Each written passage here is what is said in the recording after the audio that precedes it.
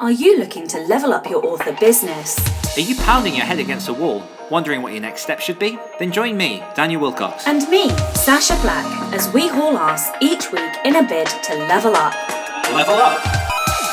Come along for the ride as we delve deep into the business of writing, Craft, entrepreneurship, and every level of the author journey. This is the Next Level Author Podcast. Hello Achievers, and welcome to episode number 84 of the Next Level Authors Podcast, a podcast where we hold each other to account and track our step-by-step progress as we level up our author business. My name is Daniel Wilcox, and here with me every week is Sasha Black. Sup, Sasha? How you doing? I'm doing good. I am doing good. I'm in a transition. I'm like not using any words. I'm very tired. I haven't had any caffeine this morning, and I've worked until 11 p.m. for like the last 2 or 3 nights. So I'm like extremely tired today.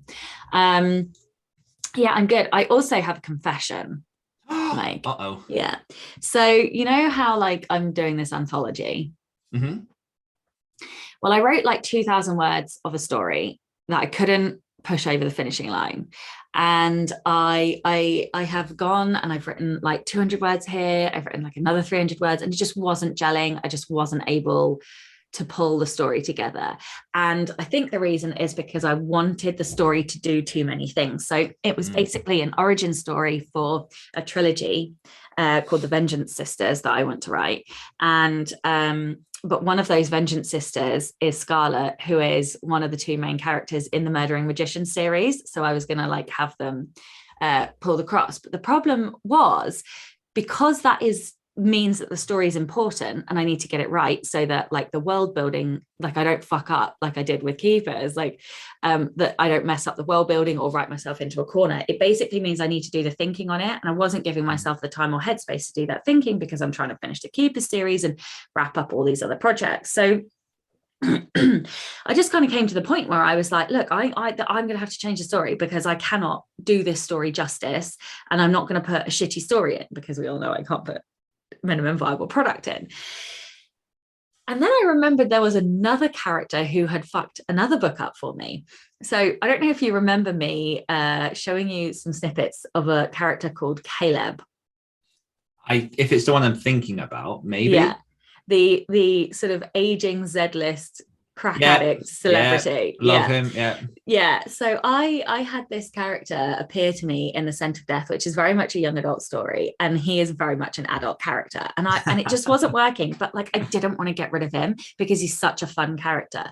So this killed 2 birds with 1 stone. I ripped him out of Scent, and yesterday, I shit you not, I wrote from start to finish the entire short story. I could not believe it. I also wrote it on my free write, but which was amazing. Your experience with it was amazing. I didn't know. Yeah, oh my god. Like that when you have the right story and you can just vomit, that is going to be an amazing device. It is useless for anything else. Like its sole purpose is for you to vomit without thinking. And I had no plan. I didn't know how I was going to finish the story, but I just wrote and I got the whole thing done, and I fucking love the story. And I have to say, that is the first short story I've ever written. I have never written a short story. I have only ever written novels or flash fiction. I mean, that is huge. It's huge. Massive. Yeah, I am so proud of myself. I'm proud of you. This is the purpose of the anthology for me, was to learn how to write a short story. So I really feel like I've now taken something from it, and I'm really excited now to because I couldn't, I was dragging my feet on doing the editing, and because what was I going to do? Publish the anthology without a story for me? That wasn't going to happen. So yeah, I'm just glad that I did it, even though I sort of kicked and screamed and it's been really tough. I'm really pleased that I did the anthology and that it's pushed me to learn something new and learn a new skill. And yeah, so I'm that is my confession for this. That's a big week. That's awesome. Yeah. Congratulations. How about you?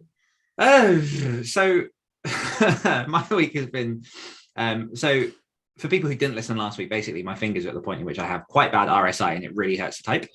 And so I've basically been limping towards a deadline that I had for this book, which the deadline is Sunday. But because I've got the kiddo and everything else, essentially my deadline was yesterday.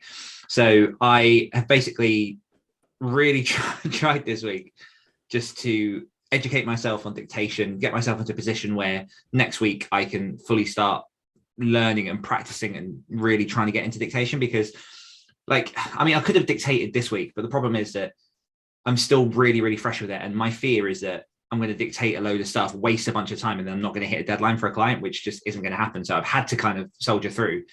I wrote 0 words on Wednesday, but I wrote 9,000 words yesterday.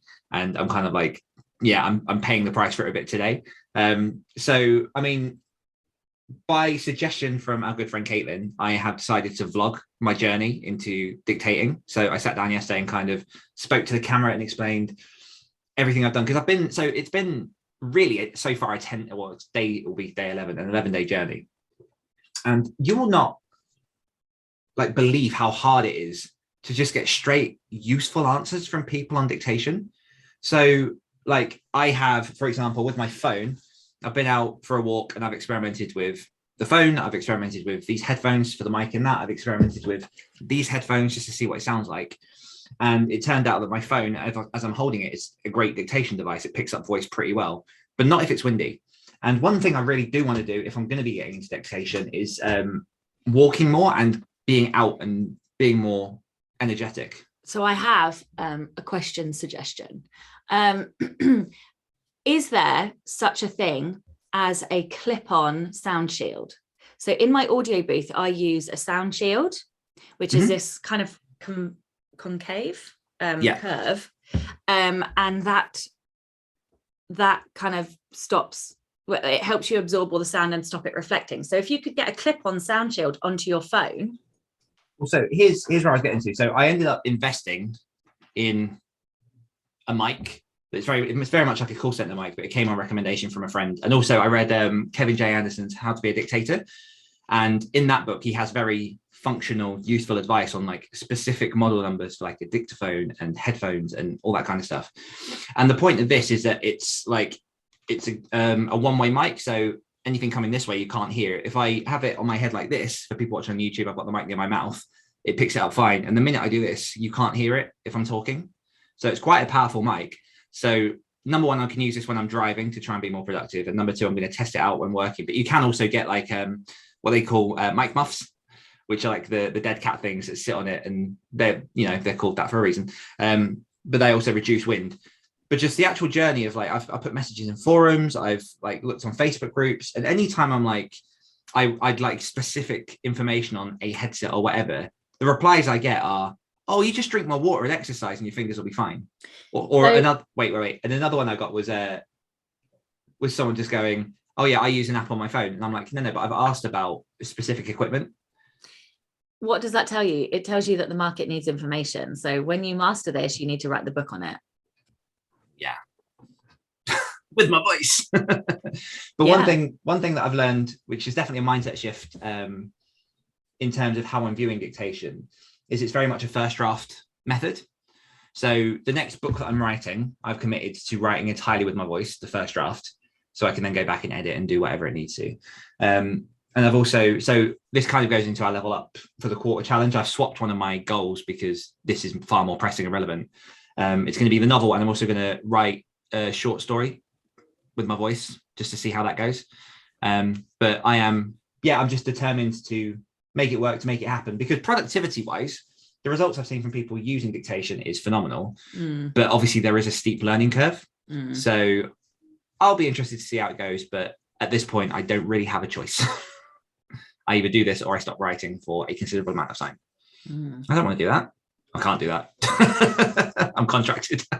Yeah. Yay. So that's been my week. And then other than that, I pick up the keys to my house today, which is very exciting. Super exciting. Big congratulations. Thank you. I'm pretty stoked. And then also tonight I am celebrating my boy's 7th birthday with my family, even though his birthday's next weekend, but this is when everyone can see him. So it's going to be a fun day.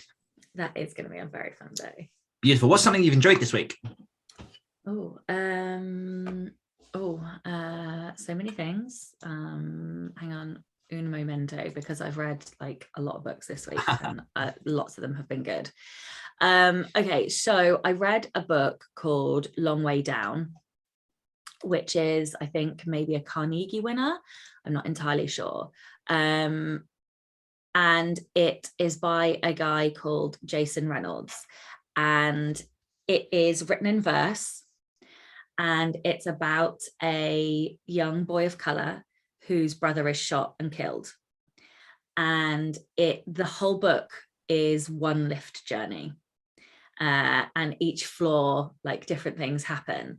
And it was raw and emotional and lyrically beautiful, and just, it was stunning. And it's a very quick read. You know, I read it in an hour, maybe slightly longer. And if you like words, you should read this book. If you want to diversify your reading, you should read this book. If you want to support Black authors, you should read this book. If you want a very real, very raw story about what life is really like, especially in America, I would say, then I would read this book. It was amazing. And so I highly recommend it. Long Way Down by Jason I feel Reynolds. like I need one more reason to read it. It's a quick read as well. There you go. Okay, so two others, just because I literally smashed reading this week. I listened to the audiobook of Winning by Tim S. Graver, and he was like the coach and trainer to Michael Jordan, Kobe Bryant, people like that. I've come across him. Yes, it was amazing, especially if you're competitive. And then the other book is Romancing the Beat by Gwen Hayes. And I know that our friend Jeff Adams also talks about how good this book is. It was very good. I would also like to extend a special thank you to Jeff, because he has kindly sent me a Scrivener template using the beats from Gwen's book.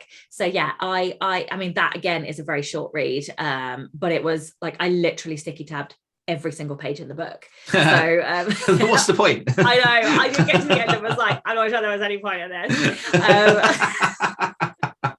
I literally thought that. But this is my favorite part. This is yeah, my favorite part. Yeah. This is my favorite part. Very much.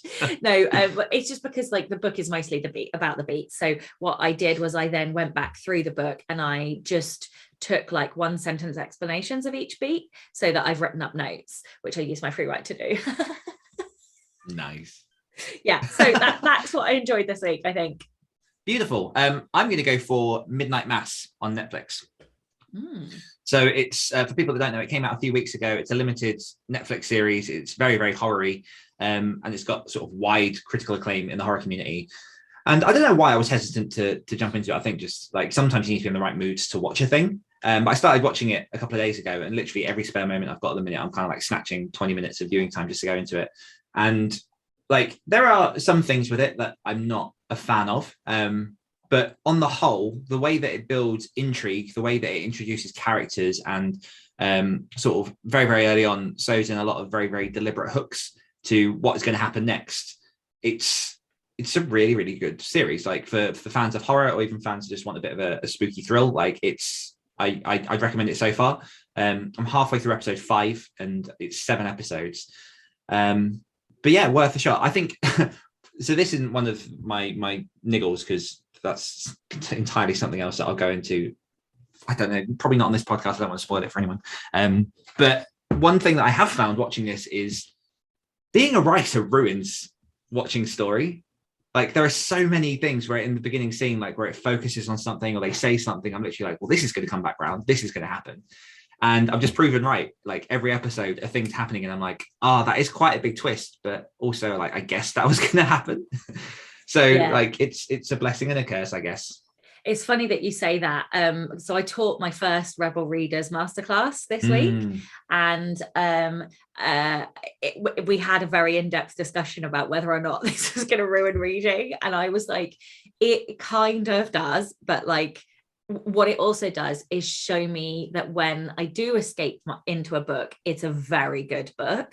And so then you want to go back and work out why it gripped you in the way that nothing else had. But also like, I actually don't mind, like, even though it has like I can't enjoy story the way that I used to, like as a pure reader. I don't mind, because I enjoy story on a deeper level, because now not only do I understand the what of the story, I understand the how and the why, and that gives me so much more. Like that depth like is like crack for me. Yeah, absolutely.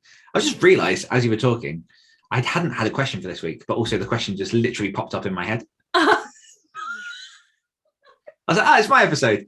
Oh yeah, that's the big thing that we do here. We have a question. Holy shit. That's cool. I did wonder what was going on. It's a very strange set of facial expressions. Like, yeah. what is wrong with him? Is he having like a hernia or something? Mm-hmm. Don't strain. You might shart yourself. Not again. So next thing. So our level up quarterly challenge, just a reminder of the things that we're going to do. And also I will, I think I mentioned this earlier, like I'm already forgetting things. But so my things on my list to achieve by the end of December are to move house, which is very much in progress, to attend my coaching apprenticeship and action the tasks. That all begins next Wednesday. I've sorted out my Activate the Authors 2022 calendar, very much still in progress. Actioning the first 2 months of content. I am on my way to that. And then I'm swapping out the author survey that I was going to do into the dictation learning, because again, that's much more pressing for me right now. So Sasha will.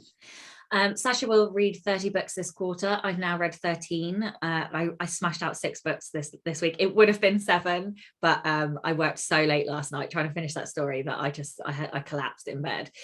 So yeah, I've read 13. So I'm almost halfway. Yeah. And what's your total? Oh yeah. So I hit my Goodreads goal. I'm so proud of myself. It's like the only goal I've hit this year. So it counts for like so many points. Yeah, I had a Goodreads goal to reading 100 books this year, and I read 100 books. Now, I was planning on stopping and slowing down and reading some really big books like The Empire of the Vampire and like Name of the Wind, and I still hope that I do that this year. I'll read The Name of the Wind with you. I've got that.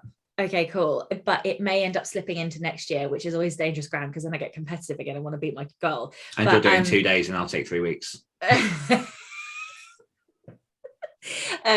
But I've also got a bunch of other books that I'm trying to read for research. So I don't know. I might have to. Yeah, I don't know. I'm hoping that I will slip in at least 1 or 2 of the long books. I've got Priory of the Orange Tree is one of them. Name of the Wind is another. The Empire of the Vampire, and then the Kingdom of the City of Brass trilogy. I've got 2 other very long books that I want to read in that series. So we'll see. Anyway, because also now I have a fucking 30 books I need to read this quarter. So like if I read loads of long books, that's gonna like yeah. Anyway, so logo for the thing is done. Create a plan for a series of masterclasses. I have not created a plan, but I have been doing some thinking about that. Yeah, I don't really know what a plan is going to look like, but yeah, and maybe I just need to formalize that a bit more, and then I'll feel like I've done it. And then edit accepted anthology stories. Well, I wrote my own story this week, so I feel like even though that's not editing, was it accepted? Yeah, it was accepted. Although I do need to get some feedback on it. I don't know who to ask for that, but anyway. And then I have edited 1.5 of the stories, so I have made a start on the other anthology stories. Beautiful. Lovely. Patreon. We have a new Patreon this week. So hello to Sharon Muha. Thank you for coming on board to the Next Level Authors Patreon community. You can get access to I checked this morning. We have over 13 hours of Q&A content on our Patreon. And also our next live Q&A is on Sunday, the 14th of November. So get involved, jump over, and we will see you there. And for anyone that wants to get involved in the NLA Patreon community, you can head over to patreon.com/Next Level Authors. Have you got any notices this week? So the Villains Masterclass happened, and I recorded it, and I've packaged it up, and it is now up for sale on my Thinkific site, along with my Senses course. So if you would like to get the replay, I have had incredible feedback from it. So Unsurprisingly. if you would like to learn how to create better villains, create better unlikable characters, if you would like to understand the villain's journey, then that is the course for you, and I will make sure there's a link in the show notes. There we go. And I'm going to plug the fact that I am speaking at Karen Ferreira's Children's Book Mastery, which is taking place on the 8th of November to the 13th of November. People can sign up at childrensbookmastery.com. I'll put a link in the show notes, and you can get your free ticket in which you can access all of the content for 48 hours. And then if you want to get that forever, then you just upgrade your ticket. But yeah, I'm speaking there alongside people like Karen Ferreira, Jeff Elkins, Dale L. Roberts, Derek Dobka, and so many more people. So check it out. And even, I will add as well, even though it's children's book mastery, like there'll be some tangible advice definitely for a lot of children's book writers, but I think in general, it sounds like there's also a lot more around mindset. I know that my section is definitely about that sort of transition from going from your old job into full-time authoring and kind of like the mindset shifts and preparing yourself for that. So there's a lot of tangible advice, even if you're not looking at writing kids' books. Level ups. Level up is I did UK, not writing related, but I taught a class, student life skills type class. I was equal parts excited and nervous. I still don't know what the fuck I'm doing, but I did it. And next week it will be better. I love that. I love also that we're getting level ups that aren't necessarily writing related. I mean, that's totally okay too. So if you do have a level up that isn't writing related, you are more than welcome to pop that into the group. Absolutely. Comments, last week's question. So last week's question was, how is leveling up going? Emily Han said, I loved a musical episode. I don't remember why it was musical though. Within 24 I was singing hours, at the beginning when you were getting your post. Within 24 hours, I had a complete meltdown over finding a novel that came out last year that's similar to mine and just now recovered and sent out queries to 2 agents. So it's going great. Yeah, I mean, the thing is, like, every romance book ever is exactly the same. Just, you know, like love conquers all. That is the theme for all romance. Like, you know, anyway. So yeah, there are always going to be books that are like yours, but it's okay because, you know, we all have our own individual voices and there are nuances in it. And, you know, essentially that is the point of genre as well, really, you know, is that readers want to go back and read the same story, but with different characters. You know? Okay, Meg Jolly's said, I would say very well, despite the effects of the pandemic. Personally, I am happier and healthier mentally and physically, and more secure in all aspects than I have probably ever been in my life. Meg is smashing it right now. She's doing some amazing things. So keep going, Meg. Yeah, just other quick summary. She says, in my author business, I'm more productive and profitable too. On track for a fantastic year with significant growth. Well done, Meg. I think that's amazing. John Cronshaw said, leveling up has gone well, but I'm finding it difficult to grow based on my current business model. I'm in the process of drawing up my plan for the next 5 years. I need to scale up my business and I'm looking for the best ways to do that. I'm inspired by companies like Games Workshop, and I have created a fantasy universe that can work with Stone Age space opera settings and everything in between. Edwin Downward said, one heart piece at a time. The last few weeks have seen me getting into these never-ending content edits with a renewed gusto and pages marked up in all sorts of ways. I've also been looking at new ways to keep cutting those voices that are pulling me down rather than lifting me up. Oh, I feel bad that he's got voices that are pulling him down. That's not nice. Keep going, Edwin. Yeah, we're here. We got you. We will deliver baked goods, moderately humorous content every week to keep you smiling, and we will cheer for you from afar, from across the Atlantic pond. Beautiful. Okay, question of the week. Are you ready for this? Because I've just made it up. As ever, we are delightfully prepared. I had everything ready, and I'm literally like, I've got all the things I need. We're chatting at the beginning, and then literally like, oh yeah, it's my week question. But as always, it's something that has kind of like circled into what we've spoken about. Is something that is very, very present on my mind, and something that we spoke a touch about last week as well. My question to you: what have you normalized that you used to appreciate? What have I normalized? So let me set this up a little bit, because I feel like the context of where this is coming from in my head. I this week sat down, and every now and then I want to create what I've produced this year. piece of art. So like I've done like 3 or 4 over my author career, in which I'm like, here are the books I've written this year. Here's the podcast I've started, like just a summation of what I've done. And I put together from 2015 to 2021 the things that I've done, and the number of books goes, you know, from like 2 in one year, none in the next year, 4 in the following year, to when I go full time in 2019, and just each year there's about 15, 16 books that I'm writing for myself and on behalf of other people. And I looked at it and I'm like, I write a lot, and it's what I used to want to do, and it's now become so much of just what I do that I forget to step back and go like, holy shit, like I'm writing a lot. So, you know, I'm on track to write, I can't remember the number, I think it was like 16 or 17 novels this year. And through Dictation next year, I'm like, well, so the way that I've set up my ghostwriting is that I'm going to be able to slow down next year. So I'm like, oh, it's good. Next year, I'll only have to write 11 novels. And I'm like, that's 11 fucking novels. So there's that. And then there's also, I was desperate when I was first starting to learn craft and everything to understand story to a point in which I can, you know, dissect it, write better story. And as we mentioned earlier, you get to a point where you can like, you know, story crafting, you can see what's coming next. And I think really like, I don't appreciate that as much as I can, if that makes sense. Like it's a tool that is infinitely useful as a writer to craft and know, but we forget how useful that can be. And it becomes almost like an annoyance. Yeah. Okay, so I think a few things, and I think a lot of them are based on my strengths. So I think we normalize things that we are good at, and then we don't realize that actually that is our superpower, and that other people don't do that naturally. And so it's actually hard to spot these things that we're good at, I think, because they are so like automatic. Yeah, think about it, yeah. So the first one, funnily enough, is deconstruction. I have normalized that because so it was interesting when I first came to deconstruction. I always thought it was my learner and my input doing that, but I don't think it is. I think it's my competition, and this is why other people are like, how do you do that? Because so at the masterclass, I sort of highlighted all of the things that, and we went through the stuff and kind of taught the lessons. But one of the things that one of the patrons said is, I want to learn how you do that. So I need to know why you pick or highlight the things that you highlight.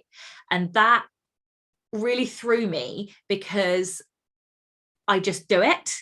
And so I've normalized it, right? And so now I'm having to think about why, like not only the thing that I highlight, well, how has the author created the trick, or why is the author creating the trick that they're doing, but why am I highlighting it, right? So it's making me make conscious something that I do unconsciously. So that's a bit of a challenge for the next one. But yeah, so definitely it's the competition, because I am deconstructing what somebody else has done extremely well in order to do it better. And I think that, and I hadn't realized that, I think, until she said that thing to me. And I was like, oh, and I kind of stopped and thought about this whole thing that I do with this deconstruction. And now I understand why I go into such forensic levels of detail, because it's the competitor in me going, right, well, how have they smashed this, and how am I going to smash it even better? And so, yeah, and obviously I think there is a bit of input and learner in there thrown in for the mix. But so definitely deconstruction, I think, is one of the things that I do and have normalized, because another one of the questions was, do you do this for every book? And as something else. And I was like, yeah. And do you have to reread? But no, I don't. I just do it on the first go now. So, but I didn't used to. So I used to find it very difficult. It used to slow me down and all of the rest of it. But like anything, it's a muscle. So that's the first one. The second one is motivation. I have metric fuck buckets of motivation. Like I wake up and I'm like, yeah, we're gonna smash, come on, like every single morning. That is literally how I wake up. Like mostly after coffee, but also that is how, like inside I'm doing that. On the outside, I'm more like until 11 o'clock. Until 11 o'clock. But I don't understand, and I don't mean that to sound I don't mean this to sound bad, but I don't understand how you don't have how one doesn't have motivation, but that again comes from my strengths, right? Because competition is a burner. It burns all the time and is completely driven constantly, along with a few of my other strengths.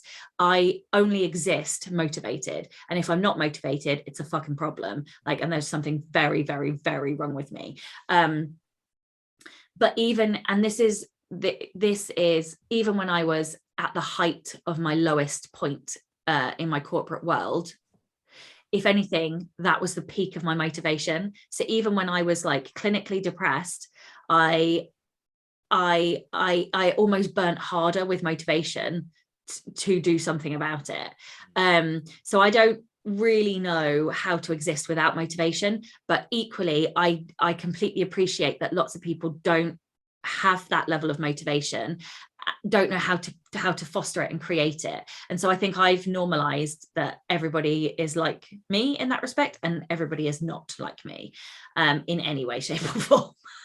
So that's another one, is motivation. I think I have normalized very high expectations. I think I'll leave that one there. Well, I mean, you said it earlier, like MVP just isn't a thing that you can do. No, it isn't. I can't do MVP. I just cannot. And I've normalized that. And I would love to be able to do MVP, but I'm just not capable of doing that. What else? I have normalized reading a lot, I think, over the last year. But that, like I put on my celebration post, this has taken since 2016. I think I started reading again in 2015 or 2016, and I read like 5 books the first year, and then I read like 30 books, and then I read 52, and then I read 60, and then 62, and then 65. And so it's taken me years to build up this muscle again. Like a lot of the comments were, oh, I could never do that, and I'm like, yeah, but I couldn't do that either. And this is the same thing about your writing and how fast you write. Like, go on. No, I definitely had that with reading recently, where because of, and I hate generically being like social media, but because of the way that like social media is, I do find that I'll start reading, and then literally within a couple of minutes, my attention just goes bam, and just flickers to something else. And then I pick up my phone, and then before I know it, I'm like, oh, back to the book. And training yourself to go into long periods of concentration, it is, like you say, it's a muscle, and it's a difficult one to develop. So like, you've done well. Yeah, it is a difficult muscle. And it's also giving yourself the time and space to do the reading. Mm-hmm. Because, you know, essentially I gave up TV to do this. Like, it's not like I have more time than everybody else. I just quit watching TV. And I think a lot of us watch TV, and that's fine, because that's story too, you know, and we can take stuff from that. And however we get our energy pennies is absolutely fine. I feel like there's a couple of other things, and I'm not quite sure what they are.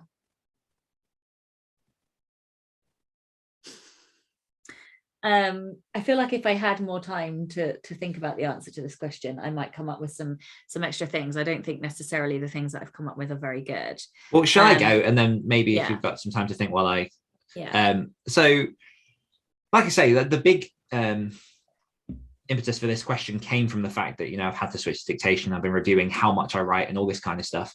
And I have just severely normalized, you know, since the beginning of 2020, I've written and contributed to like 36 books. And when I first started writing out, I wrote a 16,000 word novella, and it took me like 5 months. And then the following year was me and Luke working on our books that we were working on. And we didn't put anything out in 2016 because it took us the entire year to work it, to get it to a point in which we were happy with it. And, you know, obviously you have to consider the fact that it was writing around the day job. You know, it was the first time I'd written like a full-length novel. But I am now at the point in which I can comfortably sit down. You give me like the seed of an idea, and I will write a book from it, just start to finish, panting most of the way if I wanted to. And that's not to say it's the best work that I can write. And it's like one thing that I'm looking forward to in the future is taking that time to slow down, get more into planning, and just allowing myself more of that sort of percolation time to try and write stronger stories, especially as I move away from ghostwriting more into my own stuff. So that's one of them, sort of hitting the big word counts, because it's not hard for me anymore at this point. It's just a thing that I do. And then, you know, you sit in groups or you see people online and you see sort of like their word counts over a certain amount of time.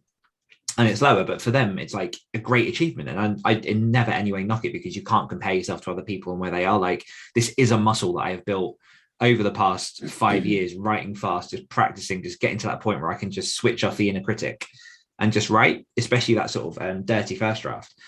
So writing's one of them. Another one is design. The fact that I can make, you know, a fairly competent design for different purposes, whether that's like t-shirts or posters or logos or whatever. That's another thing that I really do take for granted, because like, I'm very, very proud of my websites that I've been building. So Activated Authors, I've done all the web building for that. Daniel Wilcox, all the web building for that. And again, I forget that that's the accumulation of just being shit at Photoshop and practicing and trying and learning new things and putting that out. And then in my old job, I got very, very close with some of the people within the web building team. So I learned like elements of coding and what looks good design and different resources you can use. And it's this stacking of blocks that over time just gets to a point in which you're like, oh, this is just a thing that I do. But it's not like, it's not where you start. And I think that's one thing I really try and enforce with most of the authors that I come across or people that I talk to is like, I used to be the person that would look at other authors who are sort of in the situation where we are now, and they'd be up on this pedestal. It would be like, how the hell do you get there? And the fact is, there is a path, and you take it and you work hard and you learn and you grow. But yeah, over time, it does get very, very easy to forget that journey. So I will spend a lot of time, and I say a lot of time, it does happen every sort of week or so, where I'll go back to like, I'll scroll through my Instagram feed and I'll look at like the first posts that I put out and how shit they were. And then I'll go back to like old podcast episodes and I'll listen to where I was like 6 months, a year, 5 years ago. It's one of the things I freaking love about podcasting. It's just live documentation on yourself. What's another thing? So mindset, that's built up over the years. Like, I 6-7 years ago was in a very, very different place to where I am now. And the fact that I have the willpower and the foresight now to know that moving, 2 hours away from my son for like a year, while still making that effort every weekend to see him and knowing that that's going to add up, is going to lead to like a much stronger, longer life with him and a better connection. Like, I wouldn't have been able to do that a few years back, because I'd just be stuck in the same place, just miserable, just renting, and just like, it would have been a whole different kettle of fish. The fact that like we're coming up to year 3 of full-time author stuff, like, and we've made it, and it's hard still and we're working at it. That's a thing. Just so many different levels of my mentality. The fact that I've had to switch to Dictation because of injury, and before that might have put me in a position in which I'd be miserable for like a few weeks while I'm learning, but like, I'm just getting on with it, because what alternative is there? It's like, either I'm miserable and I sulk, or I just get on and do it because this is the situation I'm in. So mindset's one. Go on. That made me think of experimentation. I think I have normalized experimentation, and I forget that actually a lot of people are quite resistant to new things and to change. But now I embrace it, because change and new things and experimentation can lead to big jumps in income. Yeah, and some things fail, and then you learn from them. Yeah, they really fucking do. Some things do fail. Yeah, I've had things that I've put out that have like flopped massively, but I've taken lessons, and then when I've tried it again, they've done what they needed to. But again, it's I shared it won't still be on there because it's Instagram only lasts 24 hours, but I shared the video yesterday that was I can't remember the guy's name. Is Peter someone, I think, but he gives a talk about only basically about how when you start something new, you're always going to be a fool. And lots of people are scared of failing, or they want perfectionism and they're scared to be the fool. But the bigger fool is the person that doesn't try the new thing because of the learning opportunities and what that adds to everything else. So mindset, discipline, again, comes into mindset, but like, I'm very determined to just get on and do the things now. And before, I used to be very distracted. I wasn't sure which direction I was heading in. And like, I was trying lots of different things that weren't necessarily linked to my bigger goals. And now I'm much more disciplined and focused in just getting to the keyboard and doing the things that I need to do. And the last one is a recurring message, but it's just community. Like, Activated Authors is doing really, really, really well, considering it's only officially been launched for a month, and it feels easy for me. And I think that kind of like sums it up, because as you say, when something feels easy, it's because we've normalized that as just a thing that should be easy, as opposed to something that we've worked at. We have like certain skills that lend to that, like we're good at doing that kind of thing.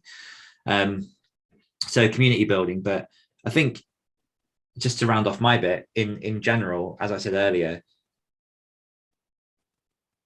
I have normalized quite an extreme word output, which would have made sort of 2017 Dan like incredibly proud. And for me now, it has resulted in injury and I'm having to peel back. And because I'm doing less, it feels like I'm failing. But the reality is I'm not. No, you're not. And that's kind of where I'm really like trying to fight for my mindset to be, because I'll be writing more quality stuff. I'll be able to put my attention to other things as well. And it's... So I had a coaching session last night, and I don't know, we share quite a few strengths. So I'm hoping, given that some of the things that you've said before, this will help you as well. Positivity. No, fuck your positivity. I'm going to keep that positive. You said that out of love. Gooey caramel, Sasha. So I will get to my point eventually. The point that I'm trying to make is, so basically I mentioned at the start of this that I'm at a T-junction. And I have a couple of genres that I'm looking at for next year. One of them is the young adult stuff, the young adult LGBT stuff. And another one is a different genre. And this other genre is very competitive and would result in faster writing and simpler plots. And because you have to deliver what the reader wants, not necessarily beautiful prose or thematic stories or whatever, which the young adult stuff would do. And I had a conversation with the coach because my significance and competition are butting against each other, because my significance wants to go and write the young adult LGBT stuff to make an impact, to create books that I needed when I was a teen, to write thematically beautiful stories. And my competition wants to go and dominate another genre and create a fuckload of income. And but my significance is like, yeah, but like then you won't be writing these beautiful thematic stories that are going to have a massive impact. But then what my coach was saying is that you will be delivering what the reader wants. And so you have to shift the why and like the goal. If you can narrow in on what the goal is, so you use your focus to narrow in on the goal, which is to make money, to go beat somebody and to win at that genre, then you give yourself a different why, which enables you to be okay with the change in like quality or whatever, because you have certain metrics which would be attached to that competitive genre.